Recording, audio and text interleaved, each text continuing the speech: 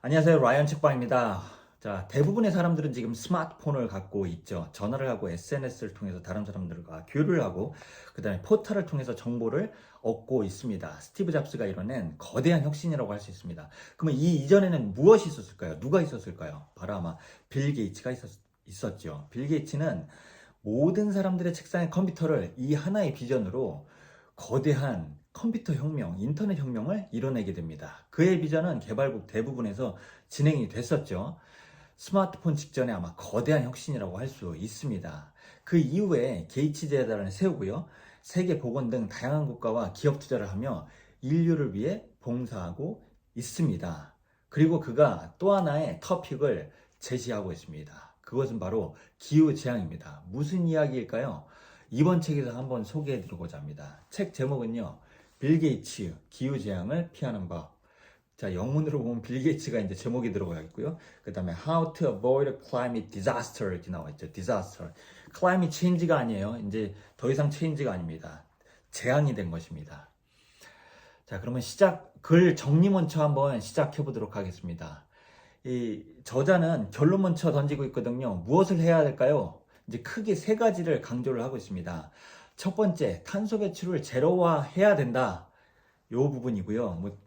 이제 두 번째, 신재생 에너지 등 기존 기술을 현명하고 신속하게 적용해야 된다. 그 다음에 마지막으로 기술 혁신을 이뤄야 된다. 이렇게 세 꼭지를 얘기를 하고 있습니다. 그러면 이러한 것들을 왜 해야 되는지, 어떤 부분에서 해야 되는지 좀 더 큰 그림에서 저자가 이제 설명을 하고 있습니다. 자, 첫 번째로 그러면은 기후변화 무엇이 문제인가 여기부터 한번 시작해 보도록 하겠습니다. 일반적으로 저희가 이해를 하고 있죠. 해수면이 상승한다든지 극지방 빙하가 사라지고 있고 수온이 상승하고 동식물, 서식지가 변경되는 등 이러한 다양한 위험이 지금 벌써 일어나고 있다. 알고 있어요. 우리가 다 알고 있죠. 근데 이게 체감이 안 되거든요. 그래서 저자가 여기서 하나 이 대조군을 도입을 합니다. 그것은 바로 뭘까요? 팬데믹입니다. 2021년 현재 이 책을 쓴 때가 2021년이거든요. 그 발생 중인 글로벌 팬데믹과 이제 비유를 하면서 설명을 하는 거죠. 자, 현 수준 탄소 배출이 지속되게 되면은 21세기 중반 이 사망률이 어느 정도나 될까요?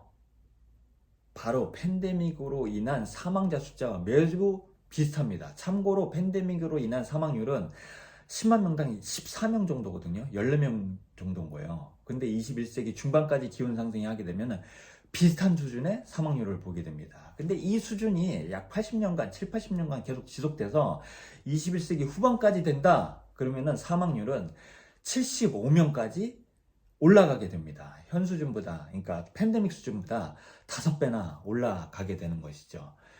근데 팬데믹은 아시는 것처럼 우리가 보건만 문제가 있었을까요? 아니에요. 경제에도 엄청난 영향을 미쳤거든요. 저희가 팬데믹이 왔을 때 글로벌 주식시장이 곤두박질 쳤고요. 서플라이 체인이 무너졌고요. 그 다음에 모든 것들이 변하기 시작했습니다. 경제 상황이 변했습니다.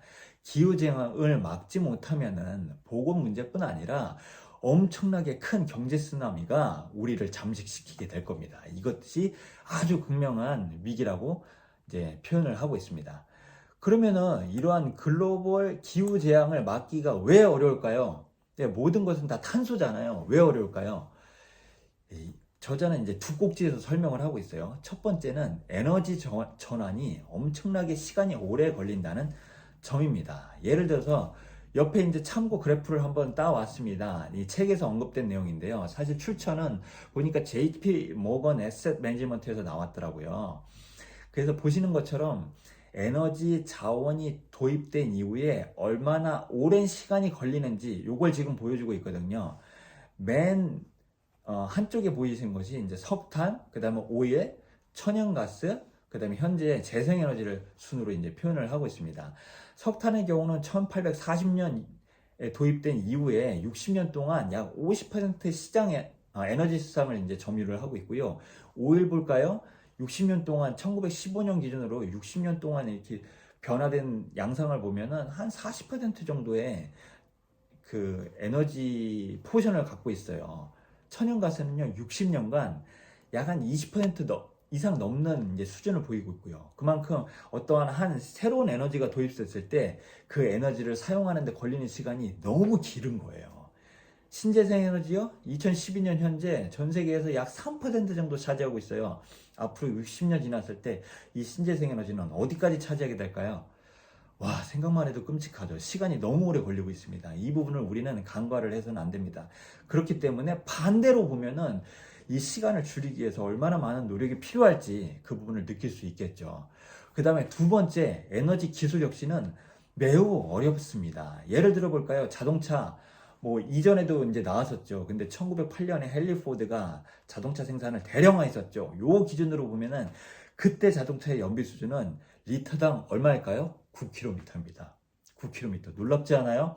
112년이 지난 2020년 현재 성능 좋은 하이브리드 자동차는 연비가 리터당 한 25km 된다고 저자는 얘기하고 있고요. 제가 이제 현대기아차의 하이브리드 차를 운행을 하고 있거든요. 리터당 한 18km 정도 되더라고요. 저는 매우 그 연비에 만족하고 있거든요. 근데 1900년대 초반 헨리 포드에 의한 자동차는 9km예요. 물론 그때보다 좋아졌습니다. 근데 엄청난 수준의 기술 혁신일까요? 그렇게 보기는 어려울 것 같아요. 야, 그리고 태양광 에너지 같은 경우는 1970년대 처음 도입이 됐을 때 이제 그 연료 효율이라 할까요? 에피션시가 한 15% 정도였어요. 근데 지금 많이 좋아졌습니다. 물론 연구에 하면은 더 높은 자료도 있는데 상업화된 수준은 약 한 25% 수준이라고 알려져 있습니다. 발전은 있었지만 이게 반도체처럼 뭐 엄청난 혁신 수준의 발전은 아니었다. 그만큼 에너지 영역에서 혁신을 이루기란 엄청 어렵다. 요 부분이 이제 허들로 작용을 하게 됩니다. 자, 그러면 무엇을 걱정해야 될까? 어떻게 해결해야 될까? 이 부분을 한번 저희가 고민을 해보도록 할게요. 제가 여기서 마음에 드는 단어가 하나 나옵니다. 그거는 이제 거대 그림을 이해하기 위해서는 사고의 틀을 갖고 있어야 된다. 이 부분을 저자는 강조하고 있습니다. 이 고수가 갖고 있는 그런 면이죠. 사고의 틀. 저는 이 단어 굉장히 마음에 들었습니다.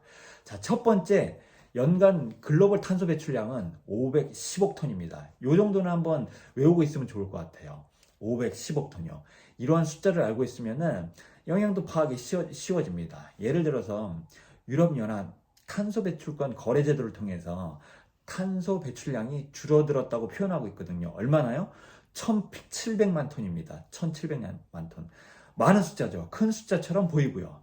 근데 전 세계 총량 510억 톤 대비는 0.03% 수준인 것입니다. 자, 큰 숫자처럼 보이지만 총량 대비 차지하는 기준은 미미한 것이죠. 그렇기 때문에 이 총량에 대한 개념을 갖고 있어야 된다. 사고의 틀을 갖고 있어야 된다. 이렇게 생각을 하고 있습니다. 이 사고의 틀에서 보면은 전 세계에서 가장 많이 탄소 배출을 하는 분야가 어딜까요?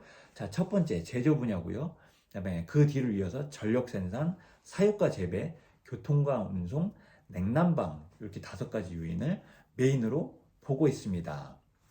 요거는 이제 잠시 후에 다시 세부적으로 한번 표현 드리도록 할게요. 전기는 그러면 얼마나 많이 생산하고 있을까? 큰 틀이요. 한번 생각해 보도록 하겠습니다. 연간 기준 세계는 5,000기가와트를 생산하고 있고요. 그 중에서 미국은 매년 1,000기가와트를 생산하고 있습니다. 전 세계 그 전기에서 25%, 5분의 1을 미국에서 소비하고 있는 것이죠. 1,000기가와트요. 그리고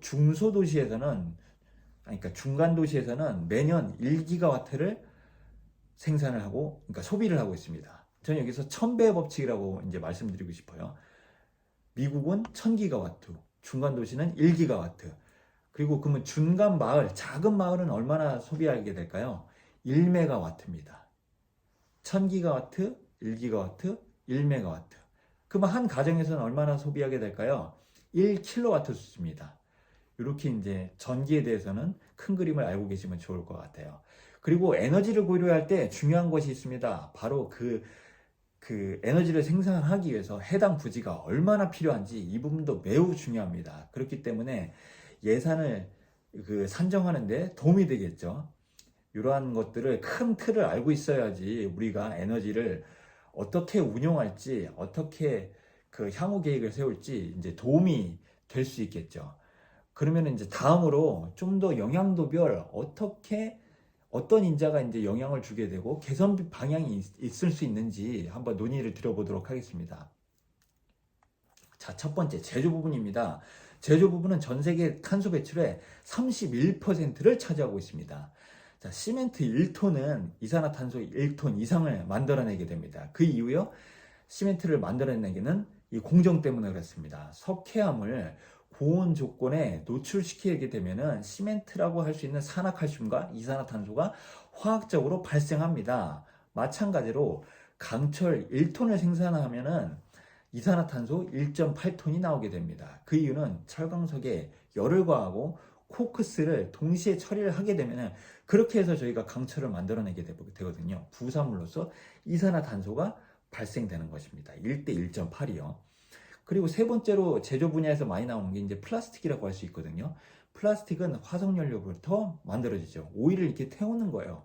오일을 증류를 시킵니다. 거기서 나오는 부산물로서 우리가 프로필렌, 에틸렌, 그 다음에 그것을 합성시켜서 폴리프로필렌, 폴리에틸렌 등을 만들어내고 있습니다. 근데 시멘트와 강철과 차이점은 이 플라스틱 같은 경우는 탄소가 이 플라스틱에 남아있는 그런 구조가 되는 거예요. 그래서 이러한 제조 분야에서 그 탄소 배출되는 것을 해결하기 위해서는 자, 전기 자체를, 그러니까 소싱 자체를 탈탄소 하는 것이 필요합니다. 그 다음에 두 번째로는 탄소 포집이 필요하게 됩니다. 자, 두 번째입니다. 전기는 전 세계 탄소의 27%를 차지하고 있고요. 자, 모든 에너지를 청정 에너지로부터 얻을 수는 없습니다. 매우 어렵습니다. 그 이유요, 우리가 노력은 해야 되겠지만 화석연료가 매우 저렴해요. 그렇기 때문에 화석연료를 쓰고 있습니다. 예를 들어 볼까요? 2000년대 지금 전기료는 1900년대 초반의 전기료 대비 200분의 1 수준밖에 안 됩니다. 엄청나게 싼 거죠. 그렇기 때문에 재생에너지를 사용하게 되면은 비용이 올라가게 됩니다. 여기에서 저자는 새로운 어떤 키워드를 만드는데 이것을, 그러니까 어떤 친환경적인 것을 사용했을 때 에너지 비용이 가잖아요. 이 비용을 저자는 그린 프리미엄이라고 표현을 하고 있습니다. 풍력 발전이나 태양광 적용을 하게 되면 그린 프리미엄이 15%에서 20%가 발생하는 것이에요. 예를 들어서 우리가 1,000원에 쓸 수 있는 에너지를 1,150원, 1,200원에 쓴다는 얘기죠. 근데 비용뿐 아니라 이런 재생에너지는 안전성 및 간헐성에도 문제를 보이고 있습니다. 예를 들어서 독일 경우는요, 2008년대, 그 다음에 2010년까지 아주 적극적으로 태양광 에너지를 도입을 했어요. 근데 결과적으로 재생에너지 사용량은 늘어나게 됐는데, 여름 같은 경우는 잉여 전력이 너무 많이 나타나게 되는 것이죠. 그리고 원자력의 경우는 전력량 대비 사망 숫자가, 그러니까 이 사고로 인한 사망 숫자가 화석연료 기반 대비 더 낮습니다. 이 부분은 우리가 간과를 하고 있는데, 원자력이 무조건 위험하다 이런 인식이 있거든요. 후쿠시마, 그 다음에 체르노빌 이 사건 때문이죠. 근데 전체적으로 봤을 때, 통계적으로 봤을 때는 그 석유화학 발전에 의한 이 사망률보다 낮다 이렇게 표현을 하고 있습니다. 그렇기 때문에 전력 분야에서는 이 원자력 및 대체 에너지 도입이 굉장히 필요하다 이렇게 볼 수 있고요. 그 외의 방법으로는 배터리를 같은 저장 장치를 활용한다든지, 그 다음에 탄소 포집을 한다든지, 이런 방법을 통해서 우리가 탄소 저감을 접근할 수 있습니다. 그러면 세 번째로 넘어가도록 하겠습니다. 사육과 재배입니다. 19%를 차지하고 있는데요. 동물 사육은 메탄 등 고위험 온난화가스를 배출하고 있습니다.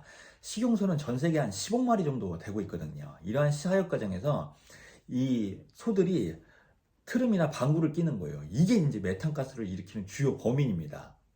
이 메탄이 발생하는데 이것을 이산화탄소로 환산을 하게 되면 20억 톤 수준입니다. 20억 톤.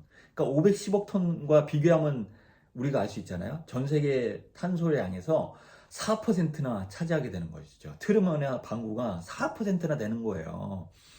자, 이것을 개선할 수 있는 방법이요, 개량된 품종 및 관리를 통해서 메탄을 감축할 수 있고요.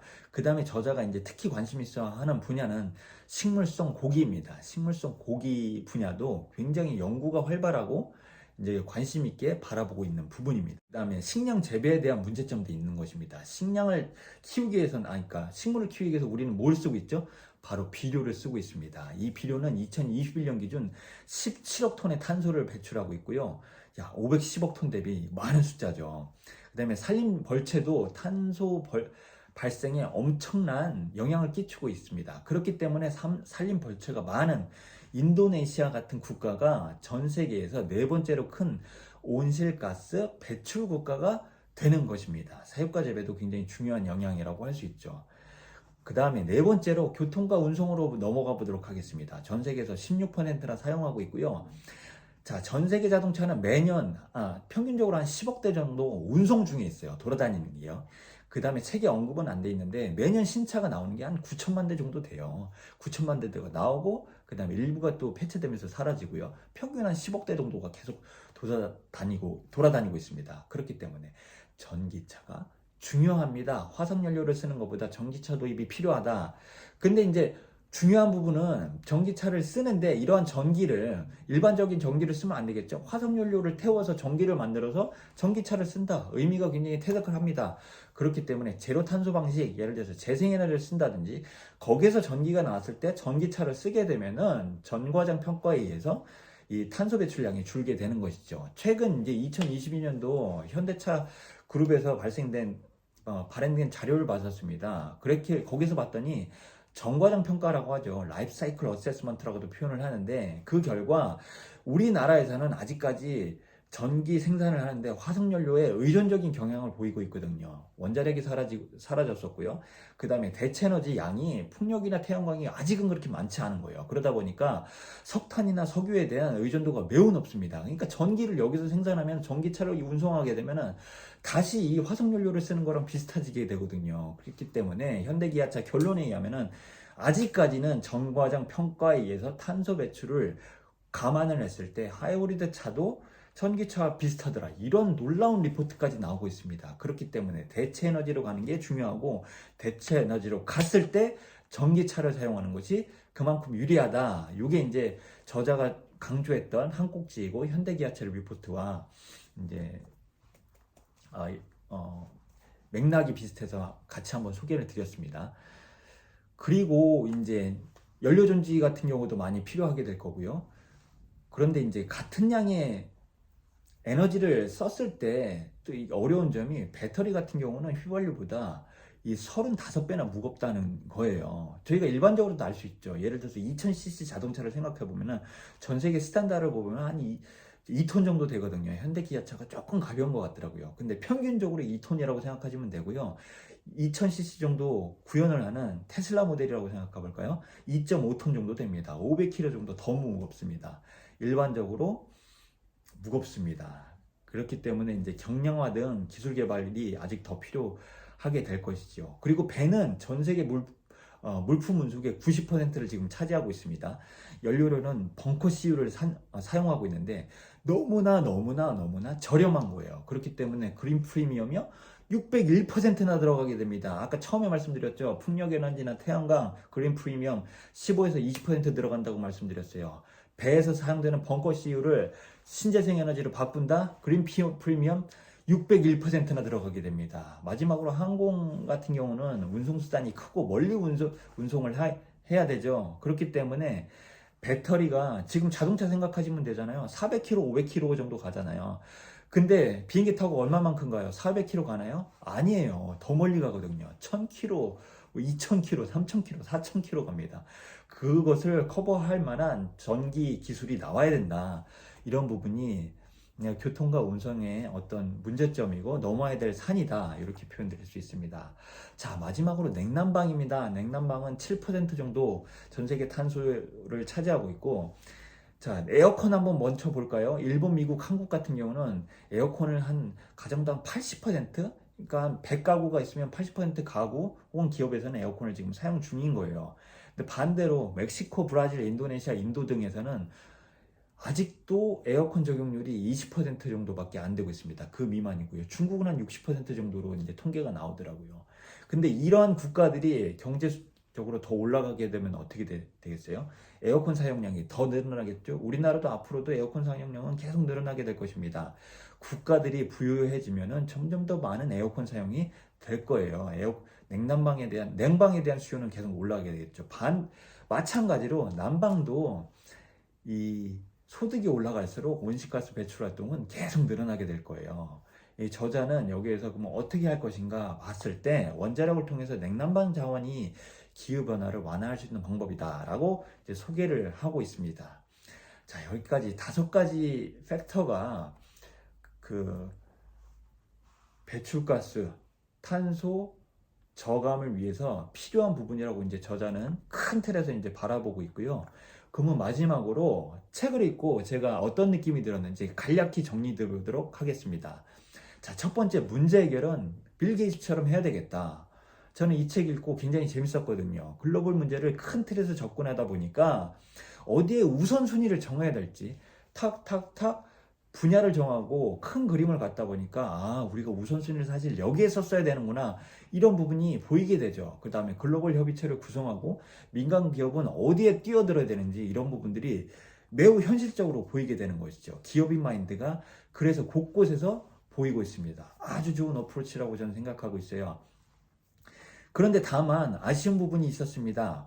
이 책을 보면은 재밌긴 한데 너무 교과서적이에요. 그러다 보니까 책을 거의 다 읽었을 때쯤에는 이런 생각이 들었어요. 이 책을 똑같은 소재를 테슬라의 창업자 일론 머스크가 썼으면 어떻게 했을까? 일론 머스크가 접근했다면 어떻게 했을까? 이런 생각이 들더라고요. 아마 좀 더 혁신적인 방법은 없었을까? 그러니까 radical thinking을 하게 되는 것이죠. 극단적으로 탄소를 뭐 막아서 뭐 땅속에다 1000m에다 넣어버려, 우주로 보낸다, 달에다 버린다, 뭐 여러 가지 방법이 이제 나왔을 것 같아요. 그래서 좀 더 혁신적인 방법은 없었을까? 물론 빌 게이츠도 고민을 했었을 수 있겠지만 그 혁신을 뚫을 방법은 없었을까? 그런 거를 좀 더 얘기를 해줬으면 재밌지 않았을까? 이런 생각이 들었습니다. 자, 함께 읽으면 좋은 책, 한스 로슬링 박사님의 팩트프 뉴스, 그 다음에 앨런 고어죠. 미국의 부통령으로 알려져 있는데 이분이 쓰셨던 책도 재밌었어요. 불편한 일실. 이 책 2권 소개해드리면서 이번 책 빌 게이츠 기후 재앙을 피하는 법 마무리하도록 하겠습니다. 감사합니다. 지금까지 와이언 책방이었습니다.